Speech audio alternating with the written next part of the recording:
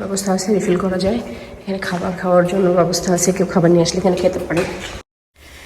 অবশেষে ফ্রেশ হয়ে আমরা হাইকটা শুরু করেছি। যেহেতু আমরা একটা গ্রুপের সাথে আছি, আমরা সবাই চেষ্টা করেছি সবসময় একসাথে থাকার।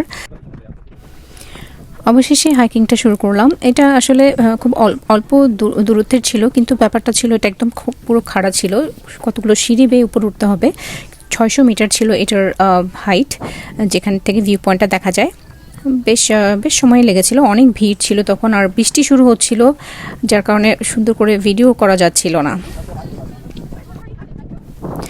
এই ভিউ পয়েন্টটা যখন পৌঁছেছি তার কিছুক্ষণের মধ্যে প্রচণ্ড বৃষ্টি শুরু হয়ে যায়, যার কারণে খুব বেশি ফুটেজ আসলে বা ছবি আসলে তোলা হয় নাই। আমার পিছনে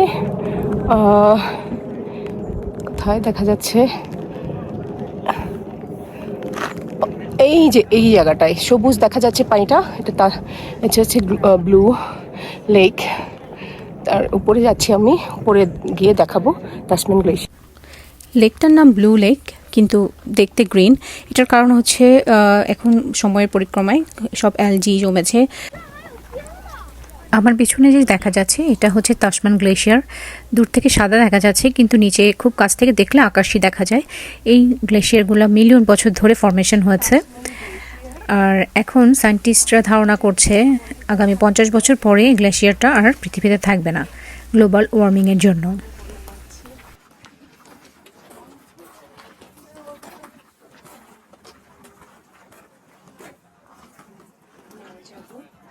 যে কোম্পানিটার সাথে এই ট্যুরটা করেছি সেটা হচ্ছে অ্যালটিটিউড, কোম্পানিটার নাম অ্যালটিটিউড।